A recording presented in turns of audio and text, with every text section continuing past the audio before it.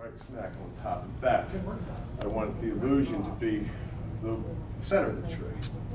So as it develops, after I wire it there and thicken it up, it'll be there. And we'll build the meat in between that will suggest that it's always been there. The callus will do it. So to me, it looks kind of a little bit, you know, like that. And I'll have to live with some of that, but I think some of this belly right in this area looks like it needs to be removed. So we'll go ahead and I got a question here about the What's that shelf you're talking about?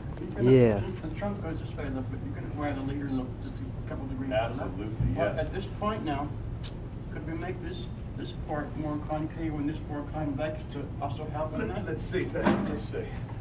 Or is that not a good time to do that? Well, I think it is my little bed, but well, this line, follow the line, the beginning of the line, and I think if we try to bring it too much, it's going to be a dip there. I want to follow that line, and I think it's not bad. I'll tell you, I'm happy with the taper. This is the critical area that I'm shorter. I went overboard, or it appears to have maybe took up too much, but that's perfect. That's where I want to be. The only thing left to do for carving, I think, is to make a groove.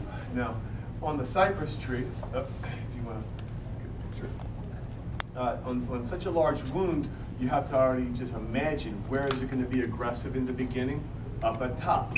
So up here, on big cuts, I typically take my grinder and I make a groove that fades down, fades to about here. And deeper right here. But it's so narrow and so small, I'm not going to put that groove. That groove is for that wound wood to fall into the initial roll. If I had I don't want to use that tool. First, maybe I will use that. We'll see. I need to take more off here, though. Will you wait a year or so before you wire the apex? No, I'm going to get, that apex is very important to me now, so at the risk of making the tree look ugly, I'm going to wrap some kind of good wire around the trunk after we putty it up, and I'm going to wire the apex, and that wire is going to also help secure it in place. I want to make sure, so I can get some meat going there. Later on, are you going to be able to use the ugly? You know what? Like? I was going to use the ugly to reduce, if I was going to go lower, I was going to use ugly to make that chop, and I'm not sure if I'm going to need to. But I'll show you, but we will. Yeah, it came back up. It's just a reciprocating saw. Yeah. Boy, does it cut. It's amazing. So I'm going to go ahead and take a little bit more. Yeah.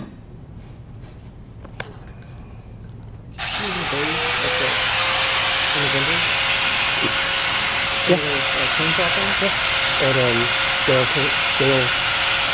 Okay. He's got a bunch of them. If I've got a guide grinder, that would be such a helpful tool. Yeah. He's selling mosquitoes also. That's the tool. Oh, that's what the thing with the chisel on the... Yeah, I mean, what he's using right there, he's selling those, he's selling the Oh, you mean the tool itself, too. I have one at Bond on the Kita. I got an email from someone who sent me a picture. And he just purchased a cypress tree, and he made a 45-degree angle cut basically with a saw. And I kind of emulated this, but he did all that, but he didn't have a top. And it's like, you need to be very careful, and you've got to have this top to go into. You can't make this move and then anticipate popping a bud in an area that basically will be desiccated if it's not pasted up, and if that's not keeping it running up to it. Without that top, you'd have to settle and start over down lower again. That's not bad, you guys.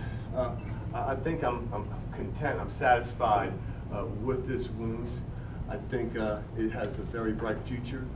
I was considering putting a groove, but usually I would do that on a bigger tree, a bigger wound. I don't think it's necessary on this one.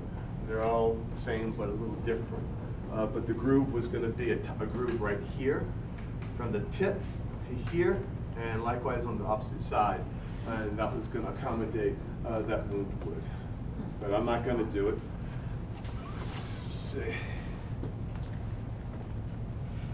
Well, I'm good with that, so